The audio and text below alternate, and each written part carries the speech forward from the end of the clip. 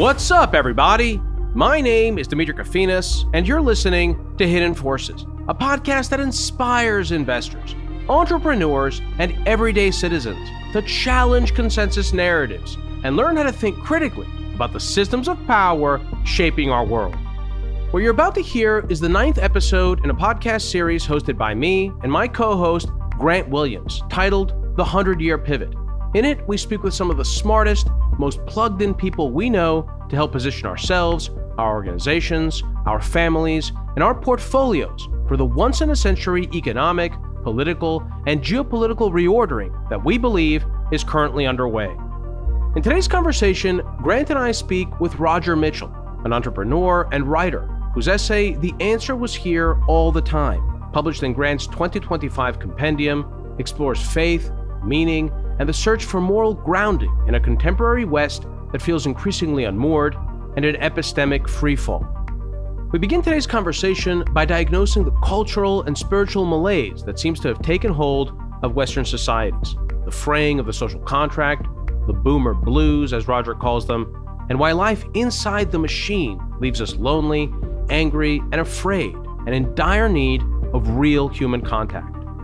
The second half of the episode turns to a discussion about the dangers of politicizing religion and weaponizing faith in response to growing social and existential angst in Western nations. We explore Europe's identity crisis, the destabilizing effect of uncontrolled immigration, the cultural consequences of collapsing birth rates, the economic and social tragedy facing younger generations, and the broader epistemic collapse that seems to have made consensus building nearly impossible and replaced reasoned debate with a totalizing ambition for political domination.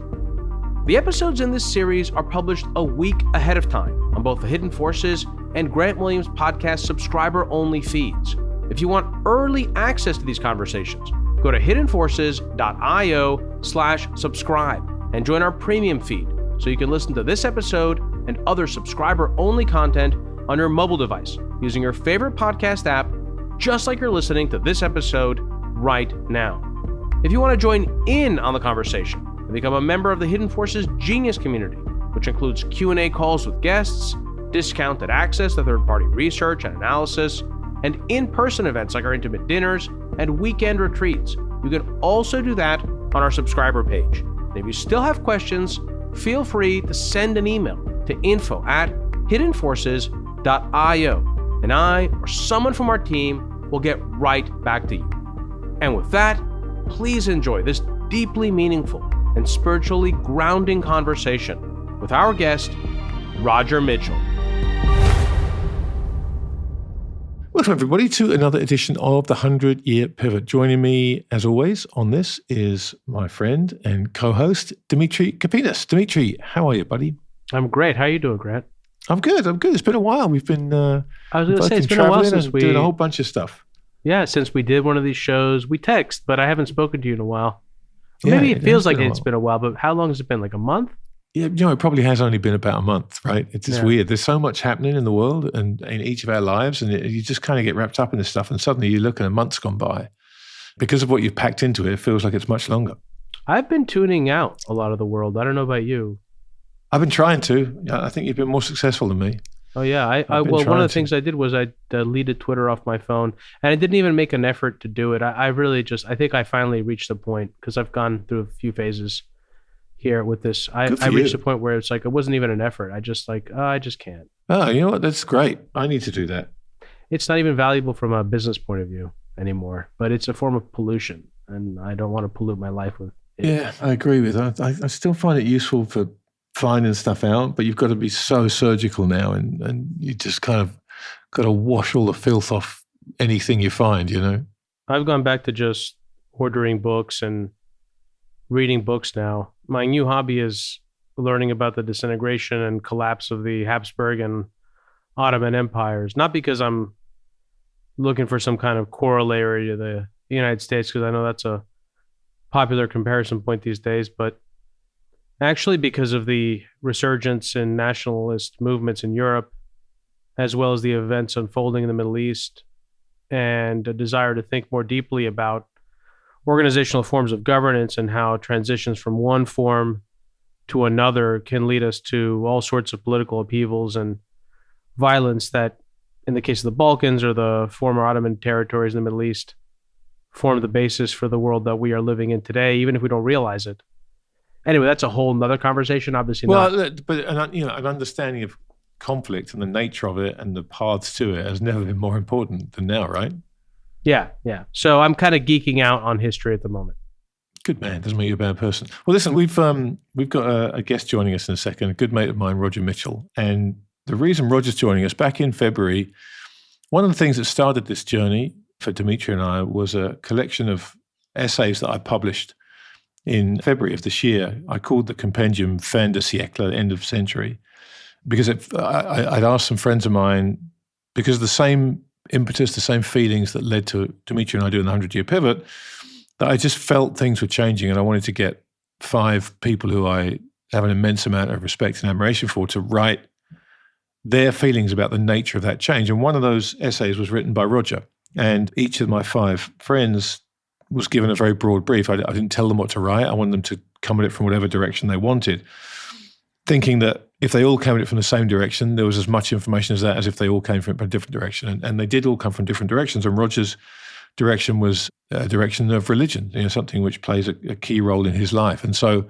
as Demetri and I have talked about before, this kind of yearning for faith, this yearning for something to kind of pin a hope to about the future, for a lot of people that is spiritual, for a lot of people it's faith-based. And so we thought it'd be a great idea to get Roger to come on and talk about the essay. And Demetri, I'm keen to do that. Roger and I speak all the time, but we haven't really, certainly not since maybe March, talked about this subject much. So I'm keen to get him to come on and talk about the essay, how he wrote it, and what it all means in a bigger context. Yeah, I'm excited for this too. This is the episode for which I'm the most unprepared, of any episode that not your wheelhouse in at the all. Series. I normally sort of write down some questions. I wrote down no questions. All I did was reread his piece, which as you know, I really loved. It's one of the most beautiful things I've read in a long time. And I read it, of course, when it first came out. When did this come out again? How long ago was this? February. This is February. Yeah. And I went back and I listened to Evita's Don't Cry for Me, Argentina by Tim Scott, which he quotes in the piece just to kind of get me in the mood, get me started. So I'm very much looking forward to it. Don't know what to expect, but I'm sure it's going to be great. Well, neither of us do. And I'm sure that whenever the subject religion comes up, it's going to be challenging in parts because it just is these days. It's one of these things that you struggle to talk about. But, we're all coming at this from a place of curiosity, which I think is the best you can do, right? Your intentions are what they are, and you go where the conversation takes you. And the thing is, I think, it's so important for people to understand, if I dare say it this way, it might sound self-assured, but the reason it's difficult to talk about religion is because you're inherently limited by language.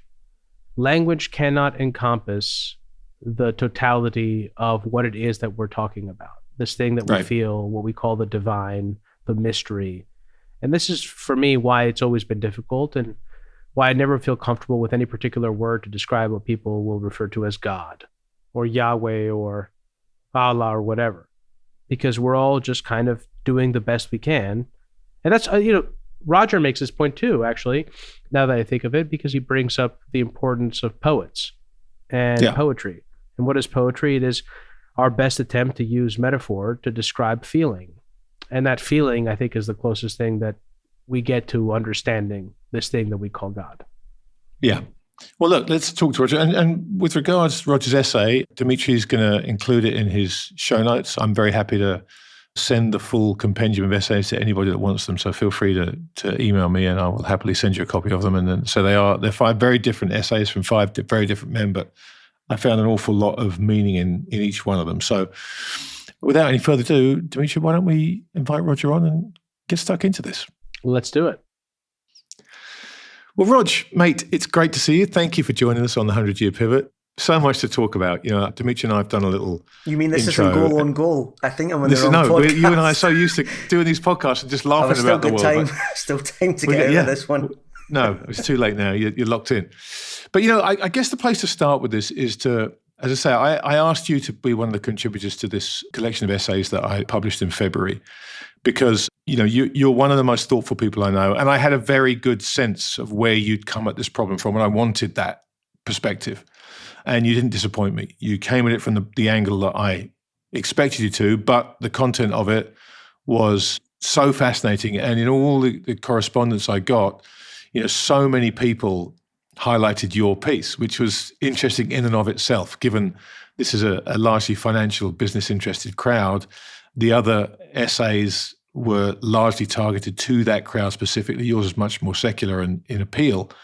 So why don't we start with going back to when I asked you to write that essay? I'd love to get, and you and I've never spoken about this, I'd love to get your thought process in when you sat down to be a part of that process, how you arrived at the decision and the direction that you took. Well, thank you, first of all, for being on this. It's a real pleasure. Hopefully I can do some decent work here. It is a little bit intimidating, but we'll have a go. Like all my pieces, which most of them, or actually all of them, aren't as important as the one I did for you there that you're referencing, Grant. They are organic. I'm not a writer. I've never been a writer. I actually wasn't that good at English at school. So I find these things start and they grow arms and legs in a process that I'm not sure I'm necessarily in control of. And then at the end, I put some polish and order into it and it seems to come out okay. In this specific one, my starting point was we all as a generation should be pretty happy with life. But the question you asked me is, I think, the question many of us have, which is something seems off, something is wrong, the process isn't working anymore, and we're all experienced enough to have a view about what's happening. And even if it doesn't affect us because we're at the later stage of our journey, we can see how it's going to affect everybody else. And then, so you start from there and you start thinking, well, what's wrong with the world? And you go through all the things that you believe are different to what you were told was, let's call it the social contract when you were 18 or 19 or 20. What's changed there? And once you start thinking about all those, and I'm sure we'll get into the individual elements of them, you start seeing a lot of commonality, links. And, it kind of wrote itself because from my point of view, it had to write itself. My main theme about all of this isn't really about evangelizing for Christianity or God or anything like that. It's about this, Grant. Whether you're secular or an atheist or a believer or not, our code in the West comes from there. Somebody smarter than me said, everybody that thinks that they don't need to have God to have good values and good principles, they don't realise that they started off on third base, which is true. Third base being what was written in books 1,500, 2,000 years ago. It can be changed and articulated in a different way, but our value set is from, in the West certainly, is from Abraham and then Christianity. So, you start looking at that and you start comparing to the things that you think has gone wrong in a social contract, then you end up hopefully with a piece that makes sense. That's the best I can do as an answer, Grant. It went that way. Yeah, I think, it was fascinating to me because I'm not a religious man. I've had this conversation many, many times, But the reason it struck a chord with me was because around the time I was thinking about that essay, Demetri and I were talking about the world as we do. And as you say, there's just this sense that something's off. And it's been really interesting to me, the number of conversations I've had as I've traveled around the world this year with people that don't start off anywhere remotely spiritual, but end up there. With people who I've had many conversations with over the years for hours on end about all kinds of things. And the subject of religion, the subject of Christianity, the subject of spirituality has never come up in any of those conversations. And I'm kind of just sitting there going, it's really interesting that now this is somewhere that so many people seem to find their way back to it, as you found your way to that essay. And, the title of the essay was telling, the answer is here all the time, right? It is that idea in the cyclicality of everything that maybe this is just somewhere that we do go back to when we're searching for that anchor, that center, those principles, those guiding values that seem to be completely lost wherever we look right now. All I would say to the listeners of yours is that I've been lucky enough to have that faith since forever. So I'm not a newbie. I'm not a born again. I come from a Catholic family. And it kind of was always there. My own journey was, at some point, I think it all sounds a little bit melodramatic, but it has to be. This isn't simple stories, but I remember normal going through school as a Catholic. You go through the ceremonies, you're kind of sniggering and laughing with your mates, looking at the girl over at the other side, and you're not really into it. As we were saying a little bit earlier of Mike, it's a process, Then I went on a school trip about 16 to St. Peter's in Rome. And I walked in there and something happened. So the point is, I'm not a newbie one here. So I'm in a position of trying to look at people that you're describing now, Grant, that have not talked about this for most of their life and now are talking about it. And the piece is about, well, why are they doing that now? And there's a lot of reasons, but I think one of the simplest reasons is this one. When the society has been set up to work on accumulating money, and that's not a bad thing. Let's get that out the way. Accumulating money to look after your family, to give your kids a better chance than you had, to maybe do some charity work, money and career and progress and all of that. When that is shown to everybody to now not be worth the candle, where else are people going to go? Because they have lost their North Star. Their North Star was, I'm born, I get educated, I get a good job, I put in some graft, I get promoted, I meet a girl, we have a family, and we end up climbing the social ladder. That was the social contract. When that's thrown in the furnace, where else are they going to go? Now, the way I see it is some are going the way that we're talking about with your experience of your mates. Others are going somewhere else. It's no coincidence that we're seeing on a financial podcast what seems to a lot of us to be the rise of something that seems like communism light or even communism heavy. Socialism, inheritance tax should be 100%. Really, really strong ideas. And no concept that the government is always able to bail you out and pay you what you need to do to believe in what you need to be. So some people are believing in that kind of world. Other peoples are throwing themselves into politics, and we can go into that if you want, but a lot of that is very, very concerning about some of the things that are coming back decades after we thought we'd killed them. And others are about stranger things that seem to, some people call it woke, some people call it gender stuff, that doesn't seem to make any sense. And it strikes me, I don't think you need 70 genders, right? I'm not one of these Christians that says it's a man and a woman and that's how same-sex marriage doesn't exist. No, I'm not like that. I'd be quite liberal on that side. But I'm pretty certain you don't need 60 genders. I'm pretty certain you don't need that. So why do you have 60? It's because somebody, I guess, need something to believe in that makes them feel a little bit unique. And that's because the thing that was there for 40 years, 50 years, 80 years, if you want to call it a fourth turning, since the war, money, the social contract, progress, move up the social mobility, has gone. And everybody's scrambling for the lifeboat. And one of them, I'm not saying it's the one, it is for me, but I'm not saying it's the one, was always here all the time. It's been around for 2,000 years. It seems natural to me that the thinking people will go there, Grant. Demetri, the interesting thing about this is, from what Roger's saying there, the antithesis of what Roger's talking about in terms of the place people are going is your concept of financial nihilism. And that was one of the big components of the piece I wrote, of our conversations, of our decision to do this podcast together, is this framing that you did so brilliantly a couple of years ago of the idea of financial nihilism. So when you hear that from Rog and you think about your understanding of what financial nihilism means, how do you place the two in opposition to each other? I actually do have some thoughts about that, but if you don't mind, Grant, I wanted to ask Roger a different question. Yeah, jump in. To start off, because your piece, Roger, it pulls on so many threads, it opens so many doors.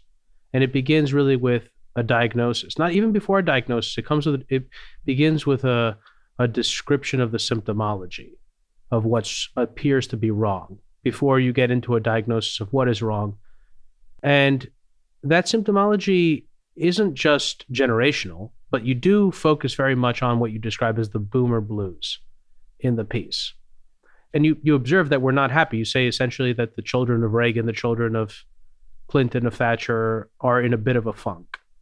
And you ask why. I am curious, as someone who's not a baby boomer, but who does see this, I'm curious to understand, what has your personal experience been of aging into this stage in your life, surrounded by your friends and colleagues of a similar age and demographic, and seeing what is going on? Can you describe for me and for the listeners exactly what it is that you have seen that inspired you to write what you wrote? That is a really good question. And that isn't false modesty. I'm not sure I'm the right person to ask this, because one could make a very good case that these last 5 to 10 years for me have been the salad days of my career and hence my life. So it's not that I peaked at 45 and I've been hanging on to not let the younger kids come in. Like a lot of where I am today and how people look at me today, it would be considered my peak in my career. I think a lot of it is that people maybe not as lucky as that. Let's say people around 50 who are getting to that stage in their career where they're maybe starting to be asked to move aside or told to move aside. And they look around them and they see a job market now that is going to actively discriminate against a white middle-aged man. Certainly if he's straight, you just have to say these things. And that messes around them a little bit. The other thing is that they feel responsibility to their children, which they will have children at this point. They know the children will not be independent. I'm talking in the main here now. There are obviously a lot of exceptions, but I would say in 90% of the cases, the children will not be independent. They will have to rely on what's now called the bank of mummy and daddy. And mummy and daddy don't think they've got the reserves to be able to do that. And that makes them sad. One of the things that any decent person, any decent human is going to get the blues about is thinking, Demetri, that this is going to be the first generation where children are less well off than the parents that came before them. And it's not less well off a little bit. It's not even stagnant. It's dropping off a cliff. What happened to us and what's happening to them now. I'll give you an example of this. When you've got kids, Grant's children are a slightly different position to mine, but my kids are in their early 20s. And, we have jokes in the house. We've always had a good household of dialogue and been able to debate things. And obviously you do debate generational issues and generational struggles. And, my son will say to me sometimes, yeah, that's okay, Dad, you're doing great and everything like that. But you were part of the generation that just had to turn up.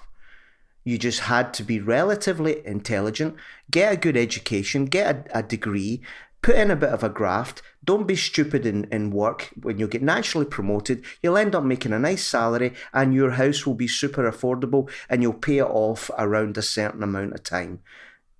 Look at us get into all the issues of this generation. And any decent parent is going to be sad, Demetri.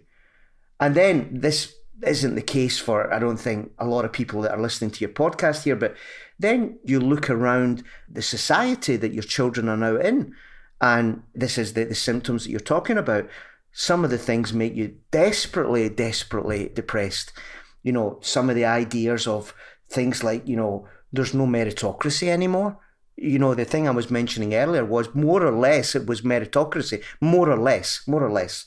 Now you can have the greatest children that do everything they're meant to do all the stuff, have a perfect application to get into the top universities, and they don't get in for reasons that are various reasons. You know what they are. That's depressing. Then you see other ones who don't take that route but decide that they can go on to OnlyFans and make an exceptionally rich living. So the answer is this: the old way of just living a good life and grinding down and being a decent person is being thrown in your face all the time now as the sucker play. Demetri, if that makes sense. That's why I think we're all a little bit depressed. Those of us that are of good heart. I mean, I don't know where to even go because there's so many places to go with this. First of all, I totally agree with the observation about OnlyFans. Years ago, when I used Facebook, I've stopped using Facebook, I think in like 2017 or 2018, but around that time, I had posted something. And I remember someone, quote, shamed me for using the word prostitution and that I should use the word sex worker. And I didn't understand at the time really what that meant. But obviously now I get it. It's part of this large reformulation of language and what is correct and what is not correct. And the whitewashing of morally reprehensible behavior. Sure, there are some people that probably enjoy being prostitutes. I wonder if that's true for the vast majority of people. And it's not a job that I'd ever want my daughter to do. And I think that no one would say that they want their child to be a prostitute or to sell themselves sexually for money. So I think there has been a broad moral decline in America. It isn't just, the fact that people will do things for money. There's also a broad moral decline. Your comments about being the sucker at the table also resonate. I think this is what you see in societies that go from high to low trust. You end up saying, okay, what am I going to be the sucker that pays the taxes? Am I going to be the guy that plays it by the rules while everyone else skips ahead of the line? And so do your comments about meritocracy. And I think this is absolutely true. I mean, this is an area where, Grant brought up financial nihilism. This is one avenue where you certainly see this with the financialization of our economy and the ability to generate life-changing returns in financial markets without necessarily investing in companies that produce commensurate real economic value or anything meaningful. And so I think that all of this kind of fits in. But I have one more question, if you don't mind, which is kind of where I was driving this.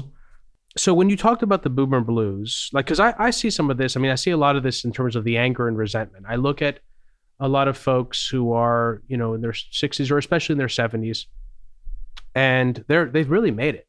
They've hit home runs. They hit it out of the park in life, and they've got, in some cases, a lot of money, but often cases they're angry or they're resentful. And I wonder what that's about, because while I can't relate to the anger or the resentment, and I'm not a boomer, I was born in 1981, I did find something relatable there when you were running through a list of possible symptoms in your written piece, which you said that we boomers, we feel like we don't understand the world anymore. Is this experience of not understanding the world. I have started to feel this. Like I feel, and I describe it as a kind of homelessness, but I think this also steers us towards God and towards religion and towards the divine. But I have felt increasingly homeless in the world we live in today. But recently we baptized, so I grew up Orthodox Christian as a kid, this idea that you were talking about, I spent more time looking at girls' skirts in church than I did, we all did, paying attention to the liturgy. But we recently baptized my son, and that was, actually my godson and his sister baptized our son, and they're very religious. They go to church all the time, and we moved to a new neighborhood where the church that they go to happens to be a really wonderful Greek Orthodox church, and they go there all the time. They're right there in the first pew. And so I started going, and it has been a very emotional experience for me going, I will tell you. And it has been one of the... Why is that? Why has it been emotional? That's probably a conversation to have. You don't know? I don't quite know.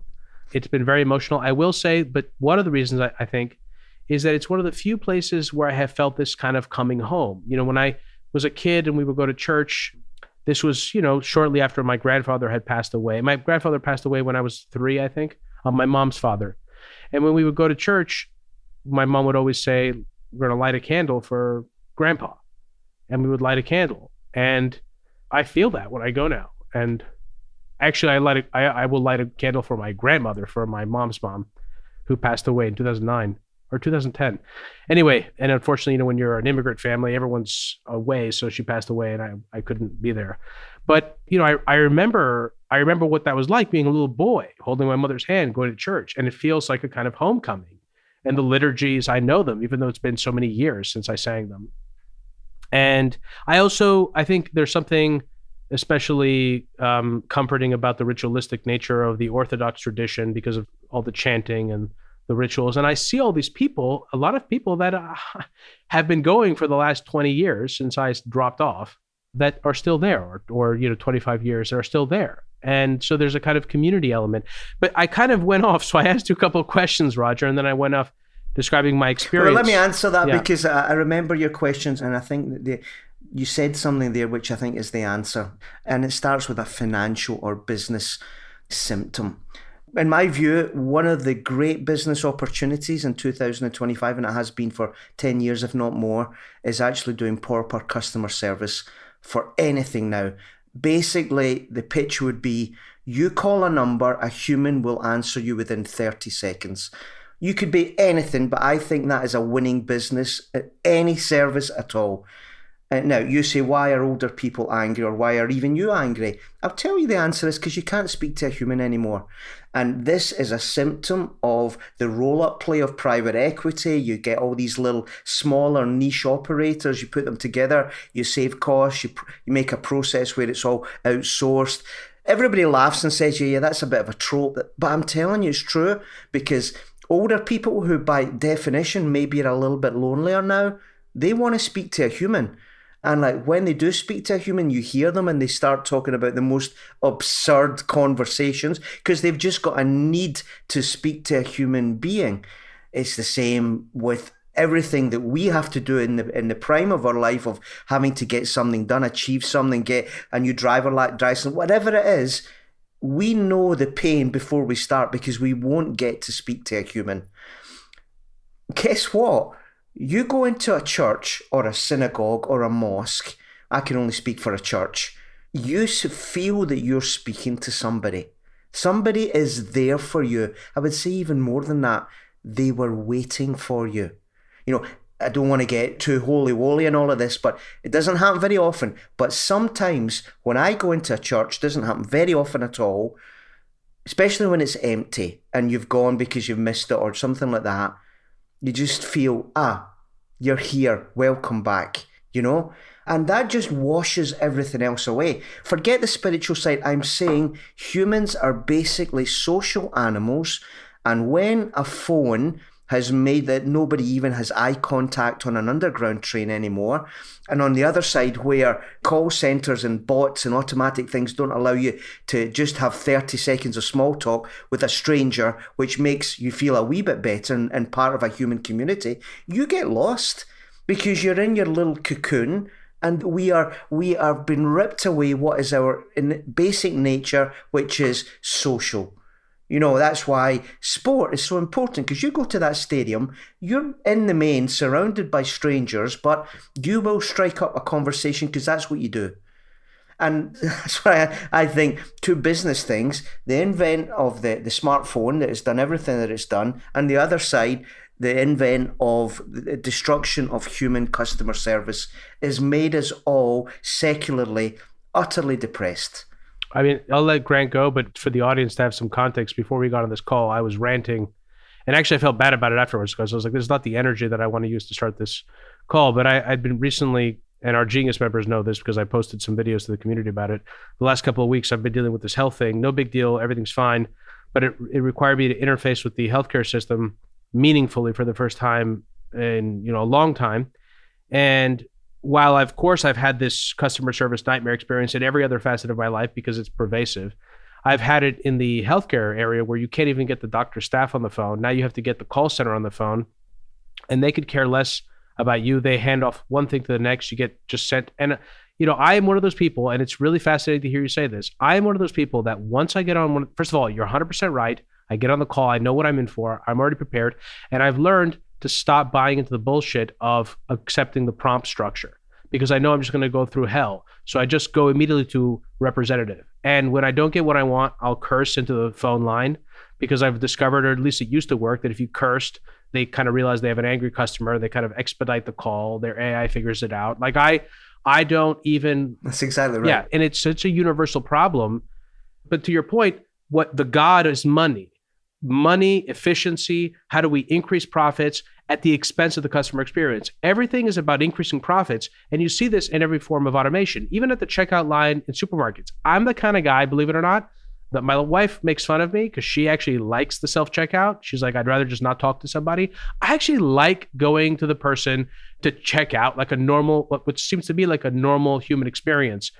And all of those things are being done not to make the customer experience better.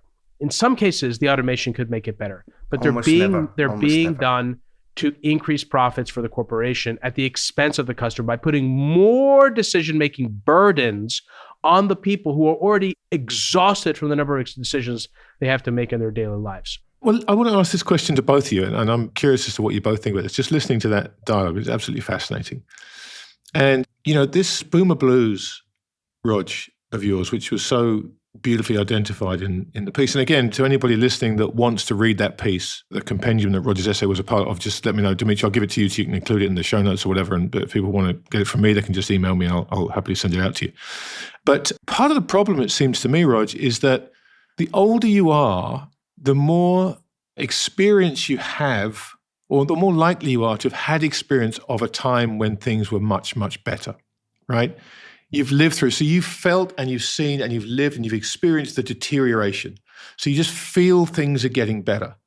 The younger you are, this is the water you swim in, right? So you are, all you've known, press 1 for this, press 2 for that. You don't know, you're not used to speaking to a human being on the other end of the phone. You've grown up with it. So I'm curious as to if there is a circular nature to this, that we get to the point where we go back to the beginning again. I can see how that return can be driven by the boomer generation and to some extent Gen Xers like me, because I'm also old enough to have witnessed the decline. But is this just part of the fact that these people, the boomers are going to die off before the Xers are going to die off before the millennials. So the change has to happen now because we know what we're fighting for. We know what we're trying to get back to. And other generations maybe don't have that. They have to be somehow have this value set inculcated within them within a time limit here. Because at what stage do you lose the anchor, lose the thing you're trying to get back to because all the stories have died and all the people that remember them have died? I'm curious as to what you think about that, both of you. Well, let me start first then, because there is a risk here of generalization. Let's talk a little bit about Gen Z, the way I see them and I perceive them. And then we can talk about millennials differently, because I think it's significantly different. Yeah, well, you've got Gen Z kids, I've got millennial kids. Right, so I believe millennial kids are a lighter version of who we were. They're not significantly different. We would say they're not as go-getting. They didn't come up in the 80s and deregulation and go for it. They were more the 90s, and it was already getting a little bit into a changed world for a million different reasons that included dot-com bust and included the Twin Towers and everything like that. So I just think they are a lighter version of us, and like everything, they've got good members and they've got average members. Gen Z, I think, is different. I think the best versions of Gen Z are an extraordinary generation. And I'm not just biased by my kids. I see it elsewhere as well. I believe they're more mature, because you would expect them to be more mature when they had the world of knowledge at their phone since when they've been born, really. They find stuff out. They fact check in real time. And if they've got a brain and they're curious and they're good people, they're ahead of the curve of where the boomers were, certainly where the millennials were, and they're strong. And the tragedy is, guys, they've already come up with some conclusions. They won't be able to buy a house. They probably won't get what they deserve for their effort because they use phrases like Nepo baby. And that's not a phrase that we ever had, but they do. I mean, they immediately will say that because they know the reality of this world of ours now, where certain people will get ahead and certain won't. And they also have given up, I believe, even the good ones, on the idea of savings, because they're saying, why bother? Why bother? All of this, the welfare state, the Medicare entitlements, all of that, it's all going to be gone by the time that we are ready for it. So they've got into this situation, I think, of just living for the moment. And that doesn't mean they're wasters. Don't get me wrong. I'm saying they understand that they're never going to be able to create wealth. They will never be able to save in the way that we did by putting away everything some month or getting a mortgage, and in 20 years you actually own your house. They know that's not on the cards. So they go day after day. And day after day is the opposite of having a project. The old project used to be you would get married sometime in your late 20s. It was always getting a little bit older, but that was the plan, and your dating history and the way you behaved changed as you got near that year. You were starting to look at potential project partners as opposed to just dates. That now isn't what they do, because there isn't any bloody project. The project is, where are we going this weekend to have some fun, because the day-to-day is not great and the social contract is not the way it was for our parents. So that's why I think Gen Z is at the sharp end. They're resigned. Sadly, mobile phones and everything that we know and bots and algorithms has taken the usual average, which is across all generations. You got to say that. My mother was a teacher. The bulk of people are pretty stupid. You've got to say that. Otherwise, all this talk is just philosophy. So I believe there's a certain percentage, call it what it is, 20, 30, 25, 15, who will make difference in civilization and life and everything. They're the achievers. The other ones, they in the past had the ability to have what I call as a decent life, have a decent job, get a family, have children, watch them play Little League, and it was a fine life.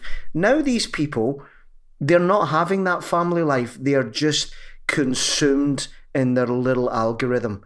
And that's dramatic. So that's how I see Gen Z, and neither of these versions are optimistic. Dee, I'd be curious on your thoughts on that. Well, first of all, I do think that North Star is what Roger has written about, and I look forward to him enunciating that in this conversation. Let me just say a little bit about what my experience, because I completely agree with you. I was born in 1981. And my experience also, we were an immigrant family. This first 5 years of my life, I spent in a 1-bedroom on Ditmars Avenue in Queens. And we progressively moved up the socioeconomic ladder. So I had that experience of also seeing, a very hardworking immigrant father and the benefits that accrued from that work. And that's sort of how I understood the American dream. Yeah. I also remember what it was like to live in the world, as opposed to what it increasingly feels like today, which is that you're sort of interfacing with reality or with people because of the reaches of the digital experience. Yeah, that's a great way to put it. Yeah. It is. Interface. I long for that world. Again, I don't want to indulge in nostalgia, but at the same time, I don't agree with people who immediately discard notions of nostalgia as being a kind of trite fixation with the past, and you got to just get over it. Because I do think nostalgia, which is the longing for home, points to something meaningful. It points to what has been lost. And I'm not suggesting that everything about the past was great. Of course, that's ridiculous. But for me, the real change, and I've talked about this with Grant, there were 3 important change points. One was the 2001-2003 period, which was the security paradigm changed in America with 9/11, and you could feel that. The extent to which America has become a security state since the 9/11 attacks cannot be understated. You come to America now and you feel like you're in a police state, you're afraid, and this is particularly scary for immigrants. You see what happened recently to these skilled workers down in Louisiana or Georgia, where was this? These South Korean workers who were here on visas to help the United States reskill, and they got rounded up by ICE employees. So it's particularly scary for immigrants, but it's scary in general. Like, the last thing you want to get done is get pulled over by some cop with a gazillion red lights, or, coming out and treating you like a criminal. So there's that, the security state, the loss of freedoms. There's 2008 and all the ways in which the sort of response to the crisis caused a cascading and never-ending series of challenges known as secular stagnation. And then you have that 2012, 2014 period, a few years after the App Store was launched and social networking technologies went mobile, and that ubiquitous mobile connectivity through social media, something really changed. And the world is, especially for me, unrecognizable since that. It's like the security state, it's for sure, but you can wrap your head around that. You can say, okay, well, yeah, I'm in the TSA line. I feel like Simon Mikhailovich said, like I'm back in the Soviet Union, and not in the Beatles sense of the fun, back in the USSR, but there's something that undermines our sense of reality that has happened since that 2012, 2014 period with the algorithms, with the way that we interface with the world, the decline in the institutional trust of media, and the collective sense of losing our mind, so that even the people within the media have themselves like kind of lost the plot. And now you see with the introduction of large language models, and this speaks directly, I think, to something that Roger said about Generation Z and the bifurcation, the bipolarity of the sort of really great, smart kids at one extreme and the rest. This is a very dangerous mix, because if you're intelligent, then you can really benefit from these technologies because you're questions-based, you're inquiry-based. You know what to ask. You're not looking for answers. You're looking for, in the case of LLMs, let's say, you're looking for a thought partner, but you have your own capacity to think critically. Most people don't have that capacity, and they're going to default to treating these LLMs as oracles. And, one thing that's particularly concerning is these systems train on a corpus of independent data. Now, that data that they've been trained on thus far was not polluted by AI.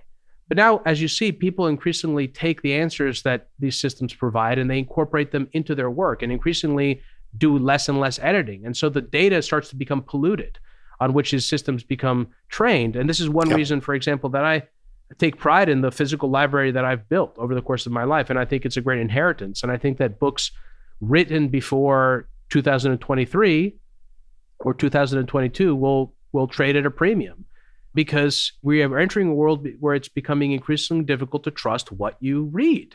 And so I think, in addition to there being a moral collapse in America, which has been ongoing for a while, I think we are also living through an epistemic collapse. And we're not really aware of it. It's not like the fire at the Library of Alexandria where you could see the flames over the building.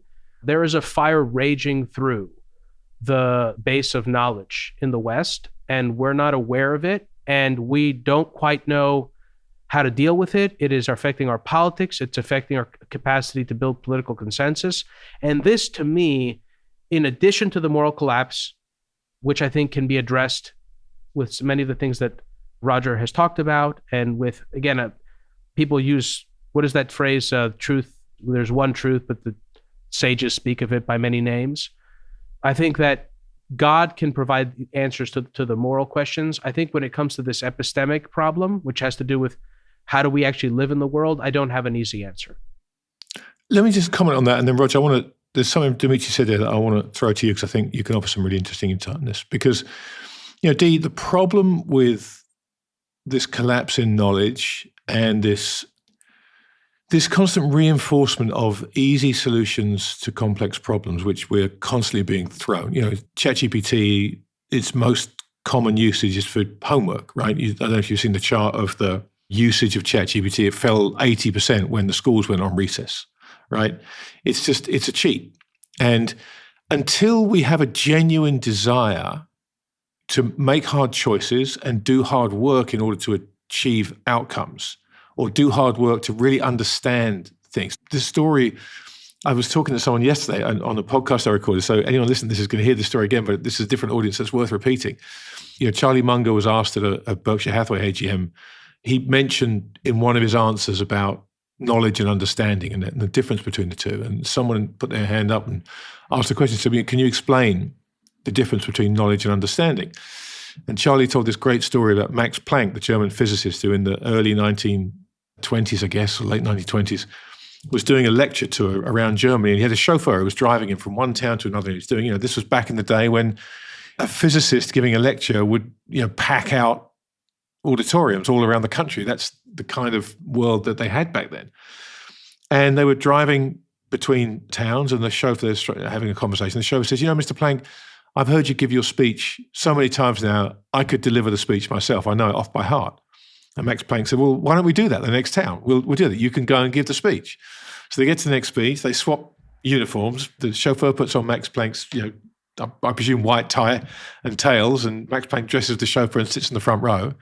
The guy delivers the speech, word perfect, huge round of applause at the end, opens it up to questions. And the first question is a very, very complicated question about physics. And the chauffeur doesn't miss a beat. He says, well, that's such a basic question. I dare say even my chauffeur could answer it. And he brings the chauffeur up to answer the question, right? He said that was the difference between knowledge and understanding.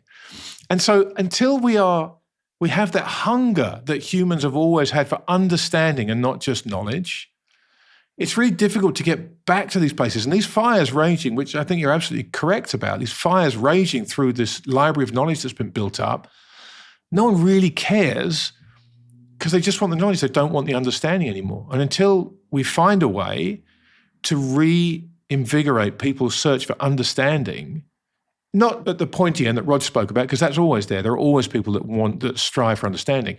But generally speaking, if you give human beings a shortcut to anything, they're going to take it. The whole history of human progress is trying to make our lives easier. No matter what it is, it's a shortcut to do less work and have more time to do nothing. So I just wanted to comment on that before I address something you said there. By the way, Roger, I think there's a story in the Bible that speaks directly to the dangers of looking for shortcuts to the tree of knowledge, isn't there? No, listen, I'm not a theologian. I'm certainly not a chapter and verse guy, but absolutely, the shortcut is not the right way. Right. But let me, Demetri, you've talked often about America and this collapse of all this stuff in America, and that's understandable because you are an American, first and foremost, and you spend your time there. For me, this collapse is, I'm here in the UK at the moment. I've been all over the place in Australia, Canada. I've seen this collapse everywhere. This is not an American thing per se. But the interesting thing, Roger, which is I want to come to you, there is one seemingly outlying country in the West at the moment, and that is Italy. The president of Italy, Giorgia Meloni, who was, we were all warned that she was this dangerous far-right lunatic who, if she ever got anywhere near the levers of power, would be il duce to the return and would, send Italy back to the Dark Ages. What's actually happened is she is the president of a deeply religious Catholic country, and she has gone back to values. Her campaign planks are actually traditional value, the family and church and God and all these things that are wrapped up in the religious center of Italian life, Rog. So I'd be curious to get your thoughts on that, because it does seem as though Meloni is different, and she's different at the head of a country that is different in terms of where it places religion on the framework of everyday life. Right, okay. I think you're slightly generous with her. She's a that's fine. She's a very, very intelligent woman that has adjusted her pitch to make it more mainstream. But don't all politicians do that when they get into office? I just don't think there's many smart ones anymore. She's a very smart one. She came from a party which was the descendants of fascism, and they've kind of evolved a little bit. I'm not saying they're wolves in sheep's clothing, but I think she's been very intelligent. And when you say Italy's a religious country, I'm not sure it is anymore. And the stats... Okay. The stats would back that up in terms of attendance at church and everything like that. What Italy is a country of tradition and culture. A little bit like, Greece, or even if you want Russia, they are both Orthodox, but it's the same thing. The role of the church isn't necessarily about deeply believing and venerating the Virgin Mary. It's about the role of the church in your routine every single day. So the centre is not the church in Italy, in my view, anymore. It's the family. It's the old family. Italy has always been much more about individual families that together create a nation. And the family story is the one Meloni is playing into. What happens in Italian families? Certain moments in time, church is very important. The sacraments, you get baptized, first communion, confirmation, first confession, marriage, the last rites. All of that is put in a beautiful cornice, a beautiful frame of beauty, of churches, of ceremony, of hymns, of everything like that. And it's extremely comfortable. The church bells ring on a Sunday morning. She's just played into that. She's basically just said, they all talk about gender here. None of you people understand that, because you know that the boy of the good family down the street marries the girl of the good family at the other end of the street. They have their own family and they go through the same process of the kids go to school, they'll go to church on a Sunday. After that, they'll go out to the football field that is linked to the church, and that's where they learn their football skills. And so she is tapping into nostalgia more than the idea that we believe, whatever version of Christianity in this case that's there. That's my version of it. I've lived, Grant, all of my life as a Catholic, as a Christian, ever more in a minority by going to church on a Sunday. So there's no way I can say that Italy is a God-fearing, God-abiding church. In fact, Italy very much is a perfect Catholic country, because we, different to our Protestant brothers, we've got confession. They don't. So the Italians are the great sinners, Grant. The great sinners. This is Machiavelli. This is, sleeping with 20 different women. Gianni Agnelli has the family over here and the mistress is over there, and they never meet, but everybody knows. And then you've got this confessional thing that gives you the cleansing, right? I'm being flippant. Yeah. I'm being flippant to make the point, but the point is the correct one, that you're saying she's tapping into something, but it's family more than religion. Religion just strengthens what everybody feels is right, which is a traditional family. And that's my main issue with everything that's been around. You know that my head was blown by what I saw in the Paris Olympics about that's why all these people on the left, regardless of what's right and wrong, are tactically and strategically stupid to not see that. They are part of a generation that is in a minority in this, and they'll never get elected. It's an election loser, because there is still most of the people living on this earth in the West that believe in the values of the traditional family and how that is the right way to live your moral life. You look after your kids, you look after your parents. Can I ask you guys something? This is a question for both of you. So, and two of these insights I want to attribute to two different people. I think one of them is Paul Kingsnorth and the other is Shoshana Zuboff. So I think Paul is the one who says that the West began the project of colonization as an endeavor that was projected outwards, and that what has effectively occurred in recent years is that we have turned those energies of colonization inwards onto ourselves, that we've effectively colonized ourselves. And you can see this, I think, most visibly in America, which is really the epicenter of consumer capitalism. And as the role of religion and the family has declined, and as the focal point around which people have oriented and found meaning, consumer capitalism has gone from being a way to satisfy one's physical wants and needs and make one's life easier, to now becoming a source of meaning making, where the creation of consumer experiences has taken precedence. And what is a better example of this than Apple under Steve Jobs and the cult that formed around those product releases? I mean, that company was essentially a church under Jobs, and he was its pastor. And I don't think that it's a coincidence that this transformation occurred first in the United States. I mean, look, I used to work and live in Italy. I don't know if this is still true, but when I worked there, there wasn't a Starbucks in sight. And why is that? Because Italians know they do coffee better than anyone. And coffee culture is a core part of their identity. But I think over time, this force of colonization, if you want to use this term, has made inroads. Not necessarily, I'm sure it's made inroads in Italy, but certainly also in other countries. I mean, for example, I've seen this happen in Greece, beginning in the 1990s, as interest rates declined and domestic industries and companies began to become replaced by foreign products and services. And I don't mean to suggest that, foreign competition isn't something that we want, or that we don't want foreign goods to enter our markets. Those are all great things. But I think if you don't have a strong enough culture and a set of traditions that provide you with a sense of collective identity, then consumerism begins to fill that hole. So that's one observation I just wanted to make about what Paul had said. And there's another observation that Shoshana Zuboff made in her book, The Age of Surveillance Capitalism, which compares the initial period of Spanish colonization of the Americas in the 16th century with social media, where we have welcomed these companies and their platforms into our lives, into our nations, into our communities, treating them in some cases as though they were gods, and not realizing that we are welcoming our own annihilation and the destruction of our cultures and our traditions. And what we've actually done is adopt the values of hyper-consumer capitalism and machine-like efficiency in place of what were previously more ancient traditions informed by religion and family.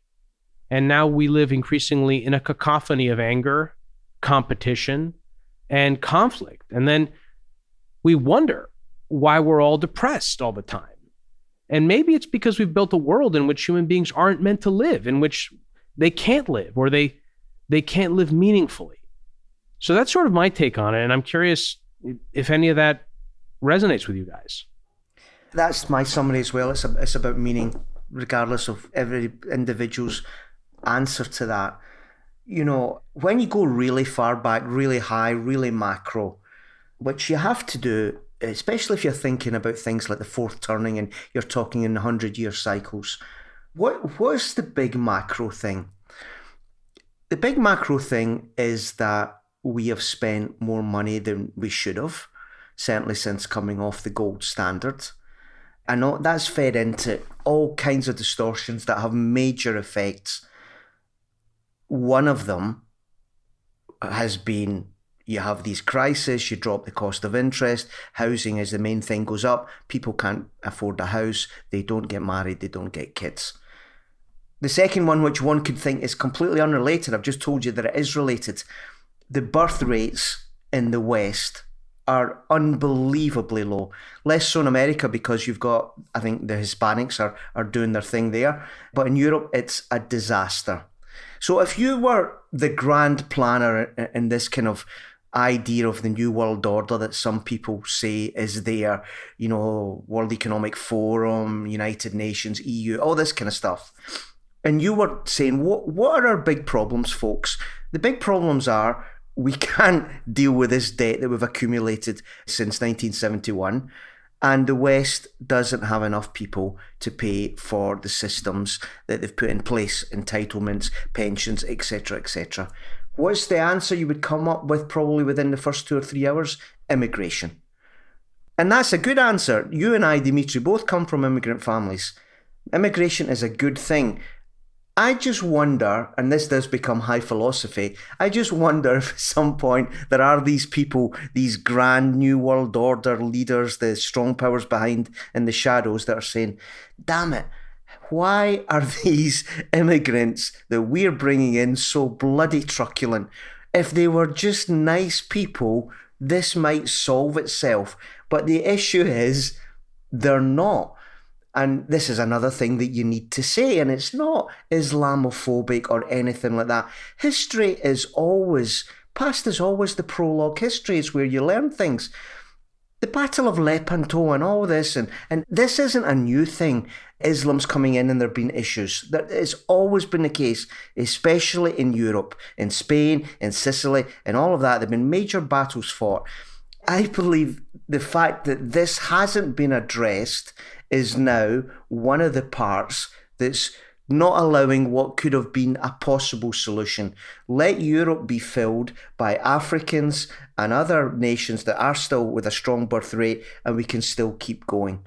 And that's another reason for the depression. It's one of the reasons for my depression, Demetri, because I know that whatever way, forced or planned, truculent or at peace with one another, within 50 years, the Europe that I know, the Europe of the Enlightenment, the Europe of Greek and Roman heritage, is gone, Demetri. You can't hold Poseidon-like back demographics. Demographics is destiny.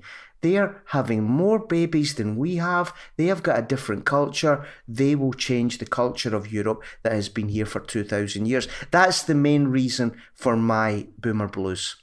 So, Ross, let me jump in and ask you a question there, because it's interesting. And these are the kind of big sweeping themes, as you say. And, sadly, they've become really difficult things to talk about because people are incredibly sensitive about them and they immediately jump to conclusions about what you're saying. But what I find interesting is that, we've put forward religion and a return to the divine as a potential solution to the problems facing the world, right? And there is a sense that people are seeing religion as a solution. But at the same time, because of the nature of religion and how fervent people are about it from every angle to every religion, it's also, from what you're saying there, a potential accelerant for the problem, right? And that's the interesting dichotomy for me about religion. What we're talking about as a potential solution is a return of traditionally Judeo-Christian societies to Judeo-Christian religion. And if that is some form of solution, if there is some sort of place where generations can go to find an anchor, to find a center that they need in order to kind of reconstitute society around the principles taught in those gospels, at the same time, religion could be the thing that stops that happening, from what you said there. Oh, for sure. Right. So whichever way you come at this, there is a religious component to it, whether you like it or not, whether you 100%. Feel it or not, whether 100%. You think it's important or not, it's there. And so when you look at the problems that we're facing, Demetri, early on in this conversation, you said you didn't understand, I think it was when you were talking about Facebook and you were told prostitutes, you can't say that, you've got to say sex worker. And you said, and now I understand, it's the destruction of language. Along with the destruction of language comes the destruction of honest, peaceful, thoughtful debate. And without that, without being able to look at these tough issues or issues that are real issues but have become tough because of the way language has been weaponized and because of the way conclusions are made when you bring up subjects like this, again, it's another obstacle to having a measured conversation about these things and trying to come up with solutions, because we've seen the polling, we've seen the results, we've seen the kind of poll results that suggest that right the way across Europe, there is a sweep towards people who are going to address the very issues that you just highlighted there, Rog. And it's not, I spent a lot of time in the UK this past year, and the conflict going on around the English flag and the Union flag is extraordinary. I mean, it's truly, truly extraordinary. And the symbolism that is inherent in flags and the conflict that it's causing is extraordinary to me, because when I was young, one of the things I loved about being in America was that you'd see people flying their American flag everywhere. Every garden had an American flag in it. It was a really cool thing to see. And I remember thinking back then, I wonder why Brits don't fly the British flag or the English flag or the Welsh flag. It's just not a thing over here. And my stepmother's Danish, and they proudly fly the Danish flag in gardens all around the country. And it's a peculiar thing, but it's been weaponized. Again, if you fly a British flag, you are a racist, period. End of conversation. But Grant, all of these are symptoms. All of these are symptoms. I agree, Rog. And so take those symptoms and run with it. Right. So you said something there that I think is very fundamental about religion could be a problem and a solution. One of the great things I love as a European coming through the Enlightenment is the separation of church and state. I have got no good memory or fond memory of when the Vatican had power. Some of the most horrendous thing happens, from the Spanish Inquisition to what happened in South America, things you saw in the film like The Mission. The separation of church and state, for me, is incredibly important. So when I talk about religion, it's a bad word for me. It should be faith. It should be faith. In many ways, it's a personal thing. It's your code. It's what you believe in. It's what gives you instruction to behave well. And I believe a lot of people were getting drawn to that for the reasons that we said at the start of the show. Other religions have not got the separation with them and their theologies, theocrats or whatever you call it. That for me is extremely dangerous, because that shouldn't be the way it is. And one of the things that has happened, that I said it as soon as it happened, and I'm sure I'll be right on this, the assassination of Charlie Kirk is a major, major moment because, sure, all the stats showed that people were going back to God anyway, they were going back to get baptized. That moment institutionalized it in the political movement of what is MAGA. You know, they now are making statements and things talking about basically linking the Christian creed to what their policies are. You know, you can see that's wrong. You know, that's wrong. So sadly, this is the tragedy of that moment. This man, Charlie Kirk, not a Catholic, but a Christian, was a guy that was debating, that would go out and speak and talk about what he thought and why he wanted to debate other people. That didn't go down with a lot of people, and ultimately he was removed because of that. So whilst some people may say, oh, Charlie Kirk has energized the rebirth of Christianity, and this is a great thing, I don't actually think it is, because he's brought it into the politics. Whereas if he hadn't died, his debates would have naturally brought individuals to the place I'd like them to get to, that where so many people are coming to now, people like Niall Ferguson and so many intellectuals saying, I've come back to God because that's my meaning in life, the way you said it earlier. Sadly, what happened to Kirk is going to do exactly what you've said. It's going to make religion more of a problem than a solution, I think. Yeah. So Roger, I love what you said. I kind of feel like, first of all, I also feel that there is a lot of dark energy around some of the influencers in the MAGA movement who talk about God and religion. Sure, and for me, the tell is always whether or not you talk about love. Where is love in your message? And what I hear a lot from some of these influencer types or these media types is this kind of stern daddy energy Christianity, but the loving, mothering energy that is so core to my understanding of God, and what has drawn me in particular to this particular church that I'm so lucky is right by our home, is that the priest speaks about love. Love is a core part of that message. And this is really an observation, I'm very concerned about the way in which Christianity and what it means to be a Christian is being explained to so many young people who never really stepped inside of a church or didn't really have an opportunity to learn about Christianity or Christ for themselves, and are now learning about it en masse within this larger political construct. What do you think? Correct. Or what are you concerned some of the political consequences of that could be? For me, this is one of the core questions. You know, I go to church every Sunday, and you hear a lot of messages, especially about the tragedies in Gaza. And if the priest is good, they will talk about the link to the parables, about the Good Samaritan and everything you're meant to do about love and everything like that. That's a difficult moment for me, because as a kind of like, everybody's got their politics, everybody thinks what needs to get done in the world, how good needs to win over evil and everything like that. It's very, very nuanced. What I think will happen, it's what I said a little bit earlier, it's the weaponization of Christianity. In the old days, Demetri, that was called the Crusades. When I mentioned history before, we've seen this before.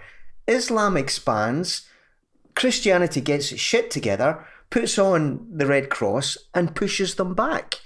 You know, so this is history rhyming. You will get, I believe, I'm not a geopolitical person like Pippa or so, and a lot of the other people, but I can smell stuff. You will get people unhappy, afraid. Dearborn, Michigan, when they're hearing the Islamic chants 5 times a day, and you see that on social media, those people are going to vote for only one side of the political divide, and it's going to be the one that says, I'm going to stop that. Those people are going to be covered in Christianity as a brand. That's going to be the same in Hungary, it's going to be the same in Serbia, it's already here in Italy, as Grant alluded to earlier. France and Germany and Spain, the three, and UK, the three kind of like ones that are not buying this, they're going to get forced out.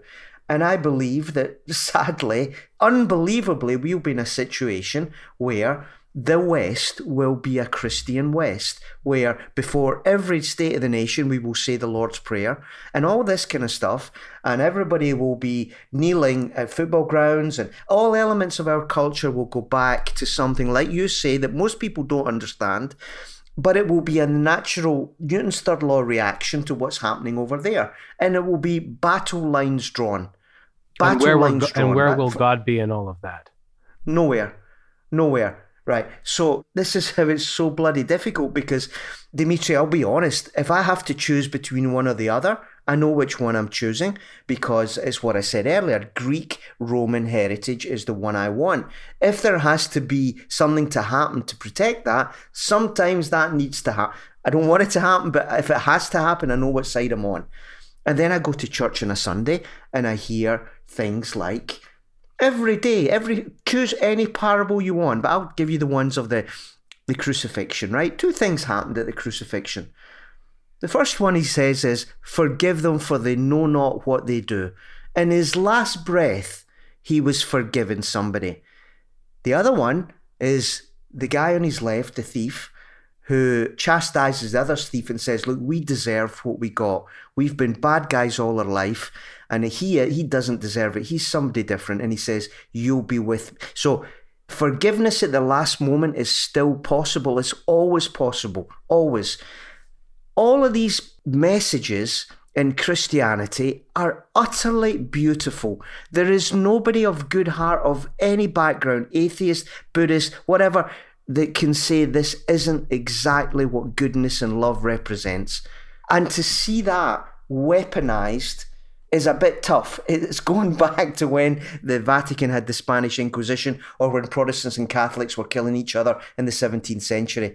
It's nothing to do with the methods of the parables, but that's where we're going to be. Maybe that's the way it has to be, Demetri. I don't know the answer. Let me ask you. Let me dig into this, because this was, that's all very heavy. Sorry about that, but I mean, I think that's what you wanted. No, it's important. No. Listen, it's important. It's really important, because, as I said when I asked you to write this piece back in February, and as I said to Demetri when we started this conversation around the same time, I've never considered myself a religious person. I've never considered myself a man of faith, as you would call it, probably more correctly.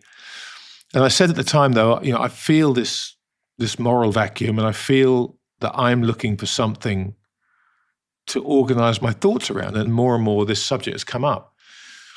But what you just said there is, and always has been, my problem with religion, is that it has always been used as a cloak to wrap in something else. Because around religion, that, Grant? Just ignore that. Ignore that. It's personal. No, Roger. It's personal. No, fine. But everybody has to make that personal decision. And for me, going forward, when on the one hand, I see the hope, and I've just got questions here. All of this is me questioning out loud, because I don't have any answer to any of this, right? But when I see this, when I feel that longing for something bigger to organize my thoughts around, to maybe that we can use as a central pole of some kind of tent of principle and character and integrity and faith and all the teachings you've talked about, which we all understand are how the West has always kind of organized itself. I then hear what you say there. It resonates deeply with me, because that's what I've always felt about religion, is that it's just been used as an excuse for violence, religion upon religion, for centuries. And so you would hope that there is this beautiful piece in the middle where people organize around religion, and it does bring all the good parts of religion. It brings the peace, and it brings the love, and it brings the goodness, and it brings all those things.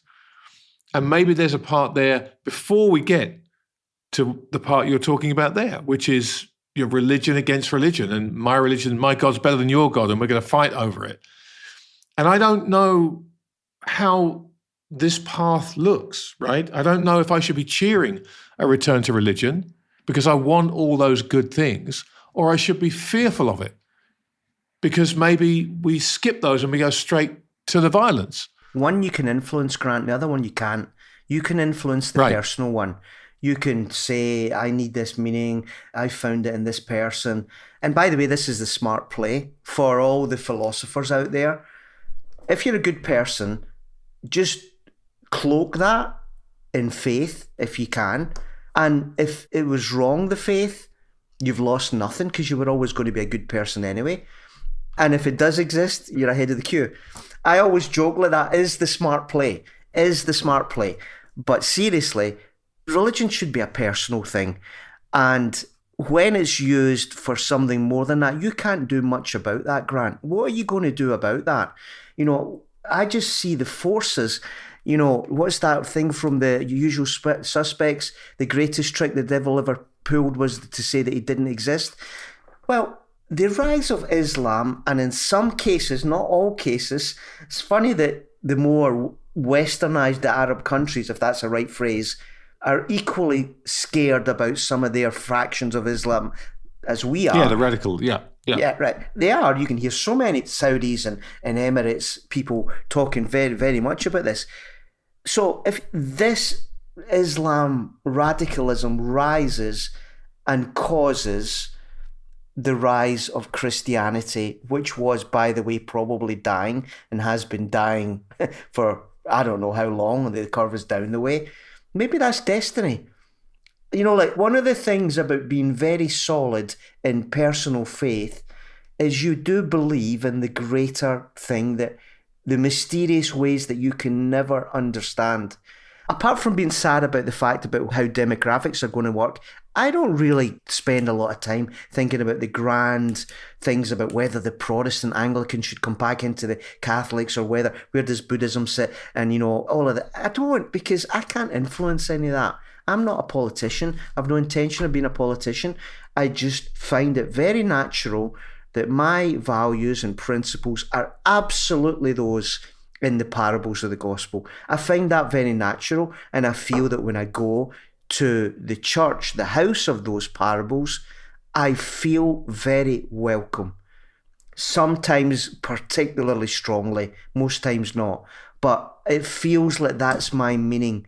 It's my moment on a Sunday to reset, to have a pit stop, to think about some of the things I've done wrong, some of the things I've done, because life puts you in a frame of mind that you get your armour on. Sunday is a moment where you're allowed to just take it off and say, am I sure I'm still on the right track? I think that's good for everybody, regardless of what the macro, all that means. You can't influence that, Grant. That will be what it will be. That's my answer. Can I add something to Grant's question, Roger, and have you answer it? Because there's a lot of what Grant said there that resonates with me. And I might be a little bit over my skis here because I, again, am a bit younger. But even you guys were born during the counterculture. So you kind of grew up in the afterglow of it. But it seems that the counterculture was a healthy reaction to the overbearing nature of religion in society during that time. Would you agree with that, Roger, or no? That stern daddy energy Christianity. No, I think that if you call it counterculture, the 60s, that thing that's in the article about Bob liberation, Dylan and the times they are. Yeah. I don't know where that comes from, but I don't think it's religion reaction. It's a reaction to a certain way of growing up. It's like I said before about Maloney. It's not religion, it's about family. Americans in the 40s and the 50s, what do they call it? The greatest generation, the silent generation. They had a certain way of doing things. It came with stuff that wasn't great, like the role of women and everything like that. But it was their way of doing it. And then none of these things are living in a little island. They're all interconnected. When America starts doing things like Vietnam and everything like that, people start saying, well, what are you doing? Look, I'm not talking about that. But I see the darkness that I see among some of the folks that I sort of alluded to earlier. There's a kind of heavy-handedness with which these new self-anointed splainers of Jesus and the Bible seem to be going about this new political project that they're engaged in, that they call Christianity. And what I see is the polluting and the corrupting of the Word of God, as I understand it. And again, this is why I think that love has to be at the core of your message. And so here's the follow-up for you, Roger, the follow-up question, which is, don't we have a responsibility, those of us who feel as you and I do, that love is the essence of this thing that we imperfectly describe with words like God? Don't we have a responsibility to try and send a different message and push back against those trying to pollute that message and turn it into something that you and I would not recognize as Christian or as God? Well, first of all, listen, I'm not Yoda and all of this stuff, right? Like I've got a Yoda. I'm not the oracle and all of this stuff. I'm not Yoda. All I've got is a view. And sometimes it's a selfish view. And I'm very aware that I'm quite happy to have been an outlier, an outsider, a contrarian when everybody was abandoning Jesus. I was quite happy with that because I thought that was my superpower. That's me. I've always been a little bit away from the pack. The pack doesn't really interest me. But your point is an important one, Demetri. Where do you draw the line? If I'm going to take a passage out of the Gospels that says the one about turn the other cheek so he can slap you both times, right? That's one of the messages. So when they burned down 1,000 churches in France, should I just say, why don't you burn down the other 2,000 or 3,000? At some moment, there's got to be no. It's so big, the issue, that you're attacking the fundamental stuff that I believe in, because I know that if you do what you do in Lebanon and there's no Christians in Lebanon anymore, in other countries, that will be the same in Italy. And I don't want that, and I'm going to dig my heels in. The language of how you do that, as you say, sometimes it is completely wrong, is insidious, it's done in a nasty way.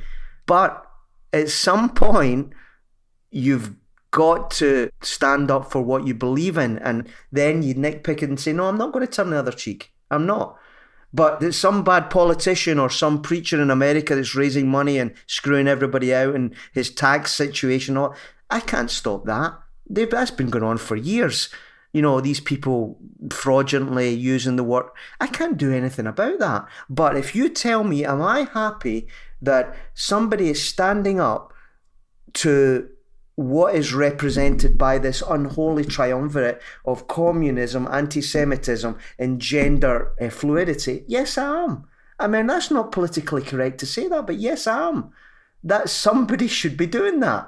Now, they should be doing it correctly, but sadly, like I said earlier, most people are in the middle. Most people aren't smart enough to get nuanced messages. You have to give them something that is easy for them to understand, which is, we are the good guys, they are the bad guys. It's inevitable, Demetri.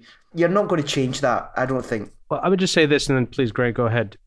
Because I feel like what you're saying almost kind of parallels the argument, that not to turn it to a geopolitical metaphor, the argument of like, we need to defeat China at all costs, even if it means we have to turn our own society into China as a surveillance state sort of thing. The reason that I asked this to you, Roger, is because I think that what you wrote in Grant's newsletter was one of the most beautiful things I have read in a very long time. Oh, thank you. It was so deeply authentic. It resonated in such a deep way that I think isn't just true for me. It's obviously something that other people felt. And the part of that piece that moved me more than anything else was when you quoted Tim Rice's "Don't Cry for Me, Argentina." And you talked about, there's that passage where he says, and as for fortune and as for fame, I never invited them in. They are illusions. I think that speaks to what you spoke about earlier, that, people, your generation, you got educated, you got the job, you made the money, you had the family, you climbed the mountain, and you get up to the top and you realize there's nothing there. What was it that I was climbing for? And then that song ends with, that I still need your love after all that I've done. That's what I've done. I mean, talk about beautiful. And you ask, who's love? And I think there's a lot of suffering and a lot of darkness in the world today. And the reason I asked if we have a responsibility is because I think in these times, people are looking for answers and for someone to show them the way. And I think your essay does exactly that. Well, Demetri, listen, Thank you for your emotion, because that's very powerful for a writer of a piece to see that emotion. I don't know whether this goes out on video or just on audio, but Demetri, of all the people out there just now that are maybe like my background, I would have been the most vocal in promoting the parables of Jesus, more than anybody, against all the people that over these years have said, oh, there's the God Squad, there's somebody, one of these people, kumbaya, the guitars in the church, where it was massively uncool. I would have been one of those people. And in the last 5 years when we've had these culture wars, so my point is, what more can I do? What more can I do? I'm on the steps of the church saying, he's the guy. I can't change Trump or Vance or all these people. I can't do anything about that, but I can point to where the guy is, and that's me. That's my answer to you, man. That's it. That's all I can do. But Dimitri's saying that you need the shepherd, right? You need the guy to point to the guy. But sadly, the shepherds are other people. They wear robes in all religions and everything like that. But Grant's right. You're doing that. Massively. Roger, you did this with this piece. And I guess, maybe I sort of answered my own question, which is that I think we all have a responsibility, those of us that see that feel that, to express it, because there's so many especially young people that don't know where to turn, and they can be easily pulled in by the darkness. I think that's it. What is financial nihilism if it's not just complete and utter darkness? That's what it is. And so those essays and this conversation and every other podcast you and I have done in this 100-Year Pivot series is nothing more than a chance to talk ideas through with people about what all this means. And everyone's going to find their own light, and everyone's going to find their own path through the darkness, and some will fall by the wayside. But all you can do is at least have the conversation and try and understand a multitude of different answers to where is the light and where is the path and where are we returning to and what do I need to try and do? There's no one answer. There's no one person who can give us the blueprint for how to do this. And that's why I think for you and I, to talk to Eddie Chancellor and then Roger Mitchell about the same subject is in some ways on paper preposterous, and yet you cannot help but find the common threads in them if you're listening closely enough. And ultimately, whether it's faith in money or faith in the powers that be or faith in a higher power, there is an issue of faith here. There is an issue in trust. You've talked about the post-trust society, this core of trust upon which every civilization is built. Ultimately, trust is the ultimate foundation stone.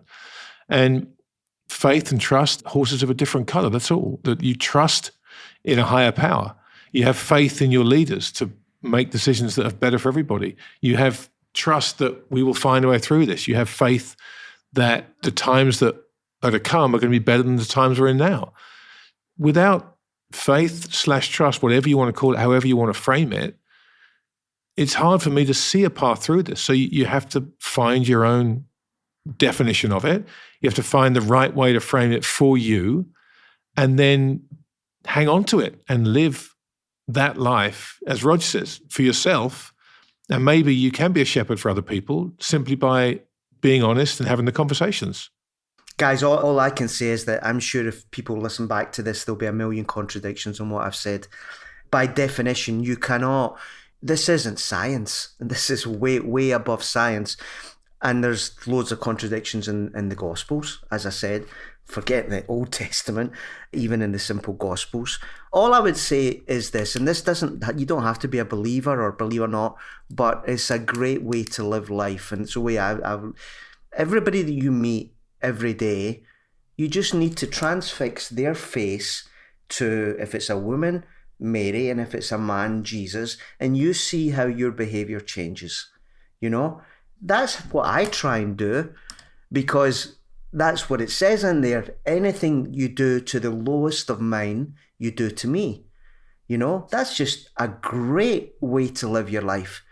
And that's what I try and do. And oh, by the way, my kids probably don't believe, so it's not as if there's such a household that there's no thought that my daughter, she's not a believer at all. My son, who is a hardcore physicist, is on the line because he says, I've seen no evidence that the universe could have been created any other way. So he's still in the frame.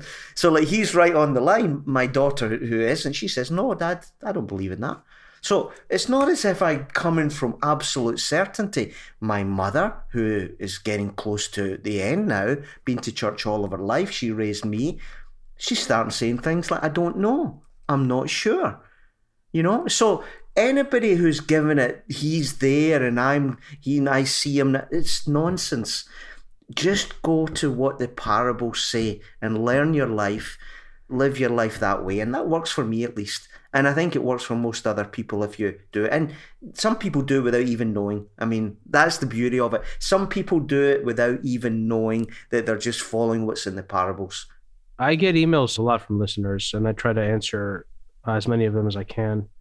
I was recently sent one by someone who lost his wife recently of 23 years. And of course, he's in the midst of grieving. And he expressed in the email this, because he had heard my recent episode with Paul Kingsnorth. And he expressed, among other things, this difficulty of trying to understand. I don't want to go into the details of his email, but what I would describe as think his way to God.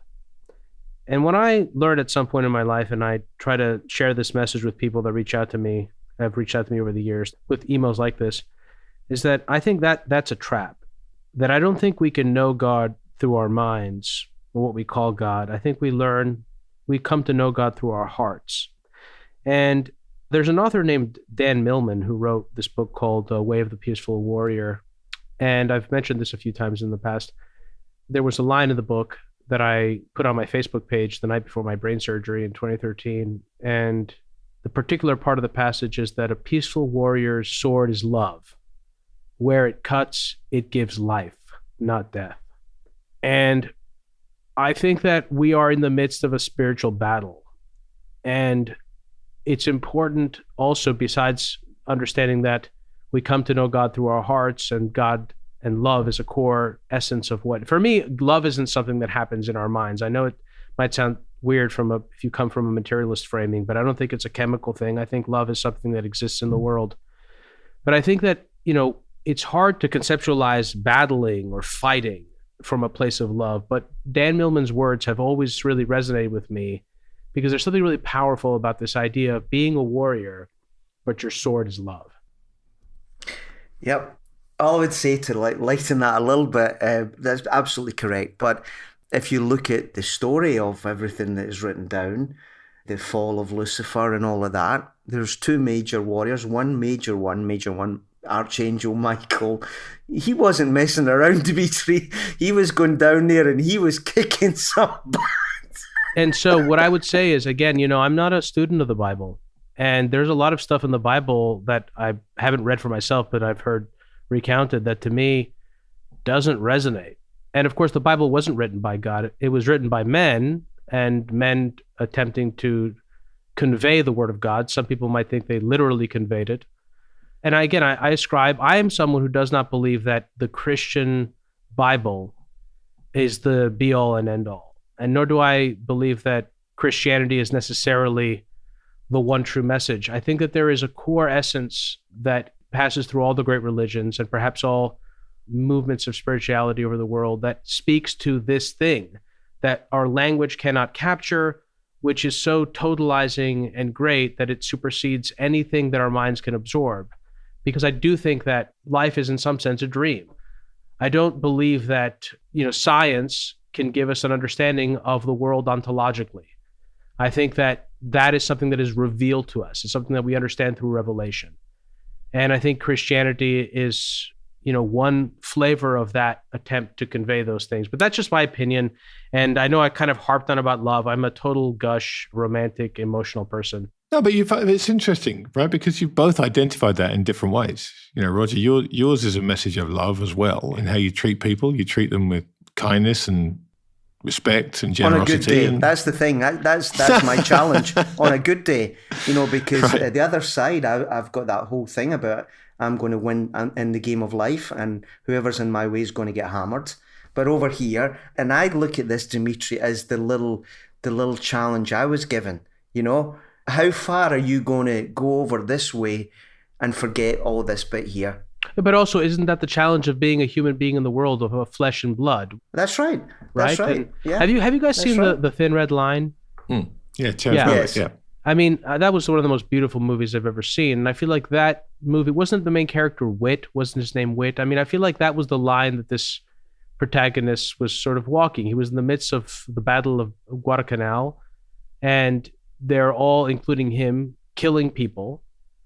And yet God is somewhere in that. There's the colonel played by Nick Nolte who sees the world and nature as this sort of fierce battle of the jungle swallowing itself, and life is just pain and suffering until you're dead. And then out of that comes, the beaming sunlight through the world. And I just feel like, anyway, whatever, I've said enough. I probably have. But Demetri, all I would say in all of this, to kind of like close off a little bit from my point of view, and I think you guys have been on this for a while, in a world since the war, certainly, where the god has been money, undoubtedly money, when that game is up, which is clearly up now, macro and micro level, the debt is there, at micro level, the social contract is gone. When that game is up, people need meaning. And one of the main candidates for that meaning has to be spiritual. It has to be, and that's where we are. And that's very clear to me. Everything beyond that, which you're obviously very deep in, like all of that stuff, everything beyond that is philosophy. And I just don't feel I'm qualified and good enough to give the answers that you're looking for. Because smarter people than me have tried, great theologians, Hume and Isaac Newton and all of these people. All I know is that one, it's coming back to religion for the reasons in the article and what we've discussed here. And ideally, you don't let it get weaponized. For me, that's where we are. Yeah, but your article, as I said, Roger, it was one of the most beautiful things I've read in so long. Thank you. So you can say that Thank you you're very not much. a philosopher or you don't, but you nailed it. You nailed it. I mean, the whole piece spoke to my heart. So, Yeah, thank you. I listened to I'll that song before I got on here, by the way. I took some time to put myself in the right frame of mind and reread the article. So I really appreciate what you did there. Thank you. And thank you for inviting me on. I'm not sure I deserve to be on this thing, but... Roger, it's been a pleasure, as it always is. And look, it's the beautiful thing about this particular podcast is Demetri and I have no idea where we're going next with this. We don't know who we're going to talk to. We don't know what we're going to talk about. And we've got a whole list of names kind of in a jumble that we're going to work our way through. But there's so many components of it. And just getting the chance to talk about any one of them with someone who's thought about it, as you have, and has an opinion, and right or wrong. We don't know if any of us are right or any of us are wrong. None of us do. But the first step is having the conversation, right? And so, I want to thank you for doing this, for writing that piece initially, and for coming on here and talking with us about it. And I don't know that we've reached any conclusions, to be honest with you, but it's been, I find, Demetri, I don't know about you, but each one of these conversations in particular, all the stuff happens to me. It'll happen to me in the next 3 days, right before we publish this, when I go away and I think about what we've talked about and it settles and bits of it come up again and parts of it resonate with me and parts of it I think, actually, you know what, I'm not sure I either understand that or I'm not sure I agree with it. But I guess that's the point, right? Because there aren't answers, is to keep questioning. All right, Rog, my man, it's been great to see you, as always. I will see you again soon for a much lighter subject when you and I next talk, no doubt. But in the meantime, give my love to all the family. And again, thanks for doing this. Thanks, lads. Take care. Keep up the good work. Thank you, Roger. Take care. Well, there you have it, folks. Again, Dee, I don't know if we've got any answers from this, but I sure enjoyed the conversation, and I've certainly got a lot more questions. And I guess, in some ways, that's the point, right? If you don't keep finding questions, what's the point of any of it? Yeah. I'm slightly embarrassed of how emotional I get. I'm like, my wife actually walked in on me before this interview when I was playing the song that I was playing, Don't Cry For Me, Argentina. And she was like, oh my God. She's like, you and I could not be more different. She's like, if you walk into me in my office and I'm watching videos on how to solve some kind of spreadsheet problem. Right. And I come into your office and you're kind of, teary-eyed listening to Evita. But I feel so grateful for the good fortune that I've had in my life, Grant. And whatever word you want to use, let's use the word God. I feel so grateful to God for the life that I have, for the people in my life, for you. We've become such good friends. You're such a wonderful friend. You know, when you had me on your show so many years ago and gave voice to my framework on financial nihilism, you were so generous, and it was so wonderful to have someone highlight that contribution. And I just feel really grateful. And so I feel like those feelings come up a lot for me. And I feel like there's a lot of people are suffering in the world, and Roger's words really resonated with me. And I hope that people can take that in and more people can hear it. Yeah, no, I mean, I appreciate that, and I appreciate the kind words. I'm every bit as emotional as you. It's funny, I'm what the Australians would call a big sook. I'll find myself tearing up at the weirdest things. It's funny, this particular subject carries very different emotions for me, because I find every question I ask anybody, and I've been fortunate to speak to people who are far more understanding of this dynamic than I am, every question begets another question for me. And I'm fascinated by the journey. And I guess I'm still searching for something conclusive that I can pin that emotion on, because I feel it emotionally. It's something within me that I'm trying to understand, but I haven't found a solution. It still feels like one part of this journey. There are so many things I'm trying to understand, but the faith component of it, and importantly, my relationship with that, is still very much a work in progress. And I'm inspired by people like Roger and Stephen Wilkinson, who wrote another one of those essays, who is another man of great faith. And hopefully we're going to have Stephen on here in the not too distant future to talk about his views on this, which are, even though they come from a similar place, are so different in the essay that he wrote in that compendium. So I'm grateful to all the people that are helping us on this journey. I'm grateful to you for doing this with me and agreeing to just go off into the bush and see what the hell we end up talking about, because I know it's so out of your comfort zone, it's so out of your wheelhouse, because you are the most prepared, most meticulous podcast host anywhere in the world. And I love that you've had the faith to say, you know what, screw it, I'm going to fly by the seat of my pants, and I'll do this your way, and we'll go down this road together, and I'll do it out of my comfort zone. So I'm hugely grateful for you doing that, because I honestly, I wouldn't want to do this particular show on my own. I wouldn't want to do it without you. So without you, there wouldn't be 100-Year Pivot. So here's to you and the guests we've had and the guests still to come. Totally. And like so many of my episodes are so rigorously intellectual, and this one was so the opposite of that, and yet what could be more important than this? Yeah. Nothing. Yeah, absolutely. All right, my friend. Well, listen, we'll do this again soon. In the meantime, as always, thank you everyone out there for listening. You know how to get in touch with either of us. If you want to pick this apart and debate it and push back or agree with it, it's entirely up to you. We're agnostic either way, but we do enjoy the engagement, and we've had some phenomenal emails about this series, and we look forward to receiving many more. So, Demetri, thank you. Roger, thank you, my friend, and we'll be back soon. Take care, everybody.